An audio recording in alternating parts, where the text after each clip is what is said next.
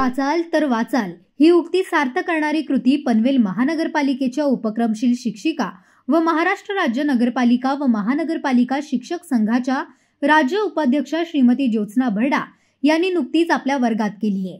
वाचनाचे महत्त्व आपल्या विद्यार्थ्यांना समजण्यासाठी ते पण आनंददायी पद्धतीने यासाठी श्रीमती भरडा यांनी विद्यार्थ्यांची नस ओळखली।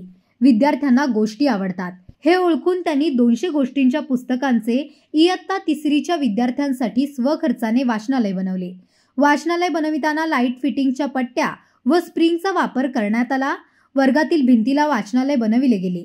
यामध्ये 200 बोधकथांची पुस्तके आहेत। विशेष म्हणजे विद्यार्थीच या पुस्तकांची देवाणघेवाण करत असतात।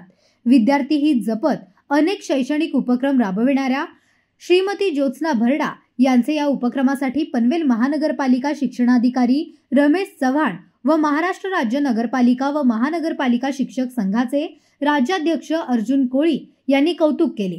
पालक वर्गानेही आपल्या मुलांसाठी झटणाऱ्या वर्ग शिक्षिकेचे कौतुक करत समाधान व्यक्त केले आहे। पनवेल, नवी मुंबई आणि रायगड जिल्ह्यातील ताज्या बातम्या आणि नवीन घडामोडी पाहण्यासाठी सबस्क्राइब करा कोकण संध्या न्यूज चॅनल आणि दाबा बेल आयकॉन।